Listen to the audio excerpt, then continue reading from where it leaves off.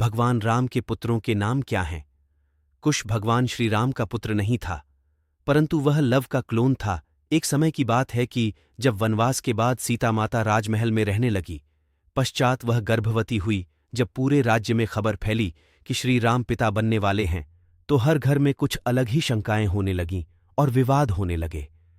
पश्चात सीताजी ने राज्य में इस तरह का स्थिति सुनते हुए वहां से जाना उचित समझा। उस जगह को त्यागना जहां उनका अपमान हो रहा हो, उस जगह नहीं रहना चाहती थी, और वह वाल्मीकि जी के आश्रम में पहुंच गई।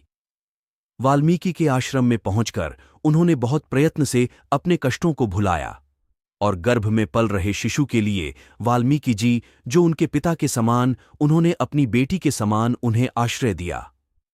कुछ समय बाद जब लव का जन्म हुआ, सब कुछ ठीक ठाक चल रहा था। एक दिन सीताजी स्नान के लिए जाने के लिए हुई, तभी वाल्मीकि महर्षि कुछ कार्य में व्यस्त थे। सीताजी ने कहा, स्नान के लिए जा रही हूं, आप लव का ध्यान रखिएगा। किसी कार्य में व्यस्त होने की वजह से उन्होंने बस सिर हिलाया, परंतु उसकी तरफ देखा नहीं।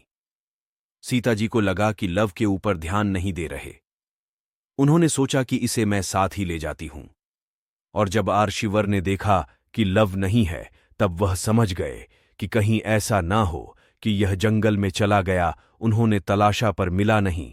तब वहीं पर जिस कुशा पर लव को कुशा के आसन पर बिठाया हुआ था, वहां से उन्होंने उस कुश को उठाया और एक दूसरा लव मंत्रों के द्वारा तैयार कर दिया। अब यहां यदि हम देखते हैं कि पहला क्लोन शिशु रामायण काल में हो चुका था। आऋषि ने कुशा पर डीएनए कर रहे होंगे और उसी से उन्होंने बच्चे का क्लोन निर्मित कर दिया। सीता माता जब लौट कर आई तो देखा उनकी गोद में तो पहले से ही लव है।